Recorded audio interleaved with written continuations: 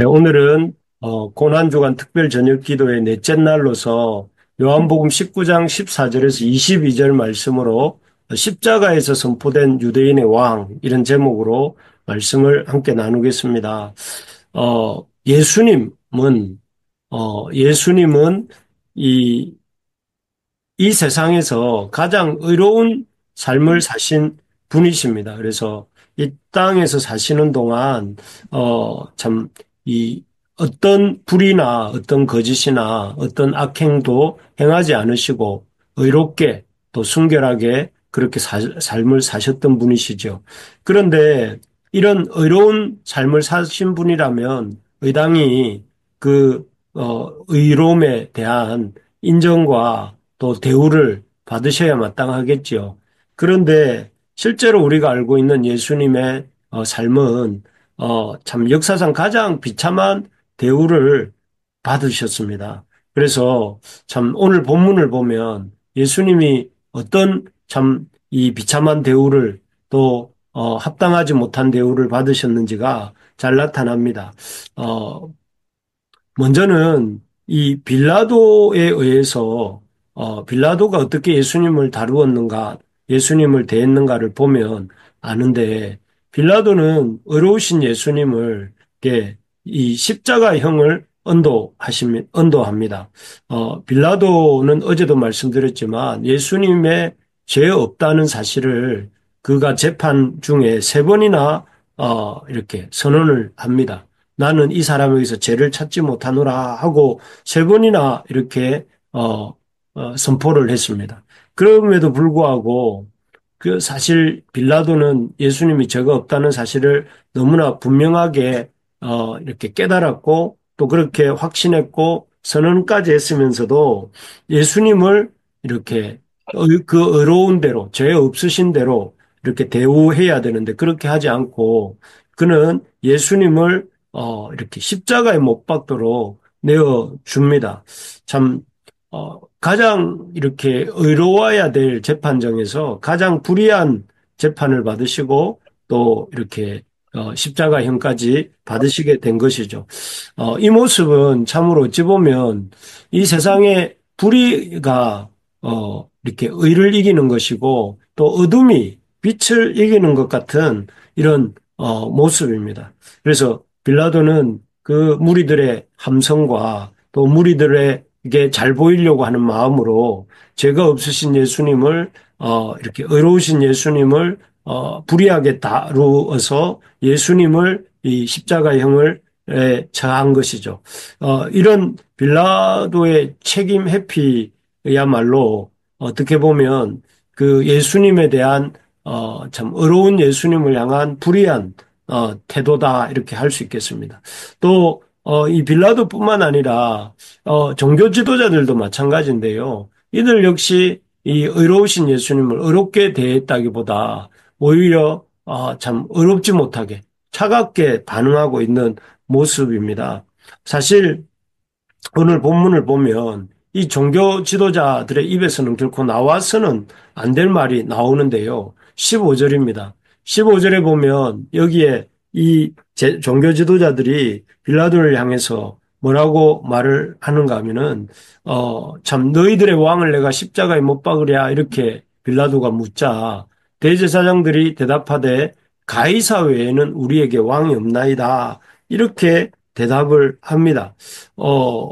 참, 이 말은, 참, 그 당시에 이 제사장들을, 아주 이렇게 경제적으로 큰 이익을 가져다 주는, 그런 빌라도와 또 그 빌라도 뒤에 있는 로마 제국을 생각해 볼 때에 뭐 이들의 당연한, 말입니다. 왜냐하면은, 이들은 로마라고 하는 제국의 체제 속에서 그런 어떤 정치적으로 타협하여서 그 대제사장의 지위를 누리고 또 유지하면서 많은 부와 권력을 누리고 있었기 때문에 그들의 입에서는 가이사가 우리의 왕이다라는 이 고백을 한 것이겠죠.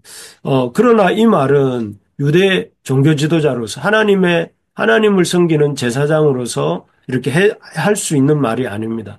가이사 외에는 우리에게 왕이 없다고 말할 것이 아니라 우리의 왕은 하나님이십니다. 이렇게 말을 했어야 됩니다.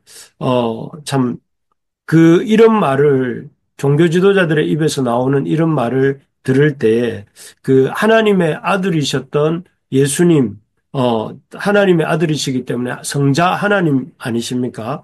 그 예수님은 이 말이 참, 듣기가 참 마음이 아프셨을 것입니다. 어, 참 우리가 마치 옆에 친부모가 있는데 다른 사람들을 향해서 아버지, 어머니라고 부르면 우리 친부모가 그 마음이 얼마나 아프겠습니까? 그런 마음이 예수님의 마음이었고 그런 점에서 참 이 종교 지도자들의 이러한 예수님에 대한 태도는 참으로 참 합당하지 못한 의롭지 못한 태도다 이렇게 생각할 수 있습니다. 그래서 이런 모습도 예수님이 참 어떻게 보면 참으로 비참하고 마음 아픈 이런 대우를 받으셨구나 하는 생각이 듭니다. 그리고 세 번째로 보면 두 강도 가운데 이 세워진 예수님의 십자가도 마찬가지입니다. 여기 18절을 보시면 그들이 거기서 예수를 십자가에 못 박을새 다른 두 사람도 그와 함께 좌우편에 못 박으니 예수는 가운데 있더라 이렇게 되어 있습니다. 어, 예수님의 그 십자가를 두 강도 사이에 세운 것은 우연이 아닙니다. 우연이 아니고 의도된 빌라도와 그 제사장들의 의도된 이런 이 계획 속에서 예수님의 십자가가 두 강도 사이에 세워지게 되었는데요.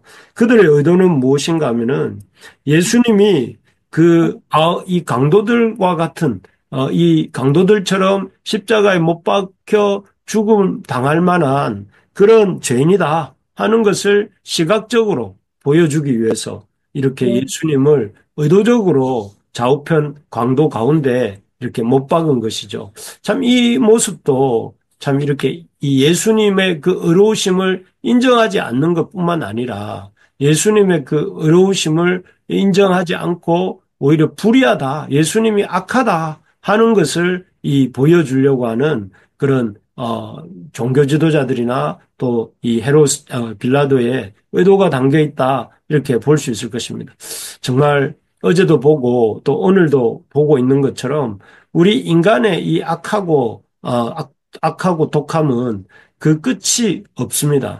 그래서 무죄한 사람을 죽이는 것도 모자라서 회복할 수 없을 정도로 이렇게 짓밟아 버리는 그런 것이 우리 인간의 죄성이고 우리의 본성입니다. 그래서 이런 본성이 이러한 제약된 본성이 우리 속에 있다는 것을 의를 싫어하고 또 의로운 자를 핍박하고 또 의로운 것을 불의로 가려버리려고 하는 그런 악함이 우리 속에 있고 그런 악함 때문에 예수님이 십자가에 못 박히셨다는 사실을 우리가 잊지 말아야 되겠습니다. 그래서 우리 속에는 항상 의를 사랑하는 마음보다 불의를 사랑하고 불의한 자들과 함께하면서 의로운 자를 핍박하려고 하는 그런 본성이 있다는 것을 기억하면서 우리가 의식적으로 우리의 본성을 따라 사는 것이 아니라 의를 따라서 주님을 따라서 살아가는 우리 모두가 되기를 바랍니다.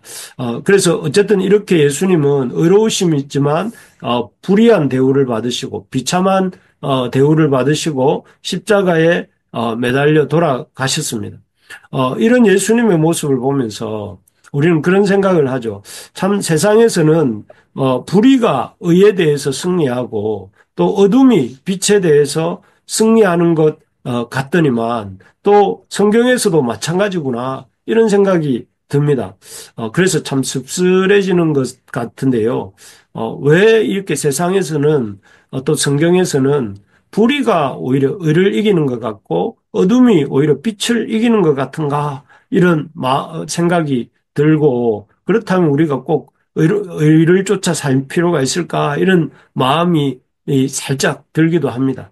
그런데 놀랍게도 이런 인간의 불의가 의를 덮어버리는 이 인간의 불의가 이렇게 승리하는 것 같은 이 장면에서 놀랍게도 불의가 의를 이기는 것이 아니라 의가 불의를 이긴다는 것을 보여주는 이런 대반전의 그 대반전이 일어납니다. 그 대반전은 어디서부터 일어나게 되는가 하면 이 예수님의 그 십자가 위에 써붙여진 이 패에서 그것이 나타납니다. 19절, 20절 제가 읽어보면 빌라도가 패를 서서 십자가 위에 붙이니 나사렛 예수 유대인의 왕이라 기록되었더라. 예수께서 못 박히신 곳이 성에서 가까운 거로 많은 유대인이 이 패를 읽는데 히브리와 로마와 헬라말로 기록되었더라. 이렇게 되어 있습니다. 여기에 보면 빌라도는 참 예수님이 못 박혀 고통스럽게 돌아가고 계시는 그 십자가 위에 여기 나온 것처럼 히브리와 로마와 헬라 말로 유대인의 왕이라는 패를 써붙입니다. 이 유대인의 왕이라는 빌라도가 써붙인 이 패야말로 예수님의 십자가 죽음이 실패가 아니라 어둠이 빛을 이긴 것이 아니라 빛이 어둠을 이긴 사건임을 보여주는 증거입니다. 왜 그럴까요? 어떤 점에서 이 빌라도가 써붙인 히브리어와 로마와 헬라 말로 써붙인 유대인의 왕, 예수가 나사렛 예수 유대인의 왕이라는 이 패가 어떤 점에서 어둠이 빛을 이긴 사건이 아니라 빛이 어둠을 이긴 사건이라 하는 것을 보여주는 것일까요? 우리가 잘 묵상해보면 여기에 놀라운 하나님의 신비가 있습니다. 첫째는 어, 우리 같이 한번 읽어봅시다. 시작. 예수님이 고난받으신 약속된 그 구원자이심을 보여줍니다. 라고 되어 있습니다. 구약 성경은 이 구원자, 하나님이 약속하신 그리스도가 장차 오실 것인데 그분은 유대인의 왕으로서 오실 것이고 또 다윗의 혈통에서 오시지만 고난받는 그리스도로 오실 것을 예언하고 있었습니다. 구원자가 오시는데 그 구원자는 고난받는 그리스도로, 고난받는 구원 메시아로 오신다 하는 것을 예언하고 있죠. 그래서 우리가 지난 매 주일마다 제가 이렇게 우리 이 시작 기도하고 난 뒤에 읽어드리는 성경 구절이 그런 구절입니다. 그가 찔림은 우리의 허물 때문이요. 그가 상함은 우리의 죄악 때문이라. 그가 징계를 받음으로 우리는 평화를 누리고 그가 채찍에 맞음으로 우리는 나음을 받았도다. 우리는 다 양 같아서 그릇 행하여 각기 제 길로 갔거늘 여호와께서는 우리 모두의 죄악을 그에게 담당시키셨도다. 이 말씀은 장차 오실 그 하나님의 약속대로 오실 메시아, 유대인의 왕으로 오실 그 메시아가 어떤 사역을 할 것인지를 펼치게 될 것인지를 이사야 선지자가 하나님의 계시를 받아서 이렇게 예언한 내용입니다. 여기에 보니까 메시아가 올 것인데 유대인의 왕이 오실 것인데 그분은 우리의 허물을 대신하여서 징계를 받고 그 채찍을 맞고 또 상하게 될 것이다. 이렇게 약속하고 있습니다. 예언하고 있습니다. 그런데 바로 이 예언이 바로 예수님의 그 지금 십자가에 매달려서 채찍질 당하고 십자가에 매달리셔서 못에 찔리시고 또 피 흘리시고 돌아가시는 이 장면에서 성취되고 있는 것이죠.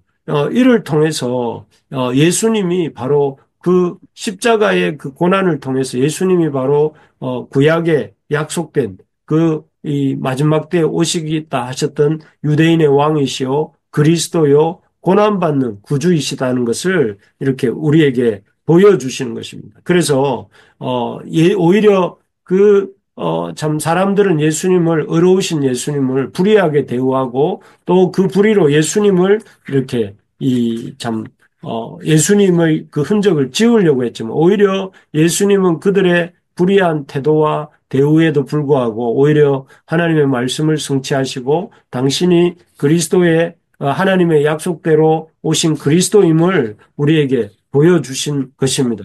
그래서 누구든지 이제는 유대인의 왕으로 오신 메시아로 오신 그리스도를 통해서 예수님의 그 십자가 대속의 은혜를 예수님이 십자가에 돌아가시면서 우리를 대속하신 그 은혜를 의지하고 하나님께 나아갈 때 하나님이 주시는 용서와 제사함과 또 평화와 회복을 누릴 수 있게 되었다 하는 것을 보여주시는 것이 바로 예수님의 십자가인 것입니다. 할렐루야. 예, 우리가 참 이 고난받으신 구원자이신 예수님의 참 예수님이 고난받으신 구원자이심을 힘있게 또 아주 힘있게 붙들 수 있기를 소망합니다. 그래서, 이 고난 주간부터 우리가 우리의 참 연약함에도 불구하고 우리를 제약됨에도 불구하고 우리의 불의함에도 불구하고 먼저 찾아오시고 우리의 죄를 대속하여 주시고 그를 믿는 자는 누구든지 제사함을 받고 하나님과의 평화를 누리고 또 구원함을 얻게 해주신 그 구원의 은혜를 풍성히 누리는 우리 부르심의 가족들이 다 되시기를 주의 이름으로 축복합니다. 그래서 날마다 시마다 분마다 여러분 우리에게 구원의 은혜, 속죄의 은혜, 구속의 은혜가 차고 넘치는 저와 우리 모두가 되기를 간절히 소망합니다. 두 번째로 이 예수님의 그 머리 위에 쓰여진 그 유대인의 왕이라고 하는 빌라도가 쓴 그 패가 보여주는 것은 첫째는 구약에 약속된 그리스도가 바로 메시아가 바로 예수님이라는 걸 보여준다면 두 번째로는 예수님이 모든 사람들을 위한 왕이시다 하는 것을 보여주십니다. 앞에서도 보셨지만 이 헬라 말과 로마 말과 또 히브리 말로 이렇게 빌라도가 예수를 이렇게 나사렛 예수 유대인의 왕이라고 썼습니다. 여러분 이 의미가 참 심오한데요. 당시 종교를 대표하는 언어는 그 유대인들의 언어인 히브리어였습니다. 반면에 당시 이렇게 철학과 이런 법의 언어는 라틴어였고 그리고 이 상업 용어, 또 일상 용어는 헬라어였습니다. 그런데 이런 라틴어와 헬라어와 히브리어로 예수님을 유대인의 왕으로 썼다는 것은 온 세상 종교에 있는 정치에 있는 경제에 있는 모든 사람들에게 모든 사람들이 한 사람이라도 빠짐없이 그 언어 이 유대인의 왕이 되신 예수님을 이렇게 알 수 있도록 또 알게 할 목적으로 그렇게 쓰여진 것이죠. 그래서 이 패를 통해서 예수님의 십자가 죽음이 그 팔레스틴에 있는 유대인뿐만 아니라 온 세상 사람들의 그 헬라인이든 라틴 사람이든 어떤 사람이든 모든 사람들의 구원을 위해서 이루어진 사건이고 또 더 나아가서 온 천하가 알아야 될 사건임을 이렇게 보여주는 것이 이 빌라도에 의해서 히브리어와 라틴어와 또 헬라어로 쓰여진 이 패라 할 것입니다. 그래서 실제로 나중에 예수님께서도 이 부활하시고 승천하시면서 제자들에게 말씀하시잖아요. 뭐라고 말씀하시냐면은 온 천하에 다니며 만민에게 복음을 전파하라 이렇게 말씀하기도 하시고 또 땅끝까지 이르러 내 증인이 되라 하시기도 하시고 모든 족속으로 제자를 삼으라 하시면서 그 복음이 유대인의 이 땅에만 퍼지는 것이 아니라 나아가서 이 온 세상에까지 그 복음이 흘러가도록 또 그 일에 제자들이 증인이 되도록 이렇게 명하셨던 것입니다. 정말 그렇습니다. 예수님은 유대인들만의 왕이 아니시고 모든 헬라인과 모든 이방인들의 왕이시기도 하다 하는 것을 이렇게 이 패가 보여주고 있고 우리가 그 사실을 붙들어야 됩니다. 그리고 우리가 온 세상에 들려져야 될 이 구원의 복음을 힘써 전해야 합니다. 그래서 지난 주일에도 우리가 보았던 것처럼 복음을 힘있게 증거하는 것이 우리에게 주신 가장 중요한 사명이다 하는 것을 우리가 보았는데요.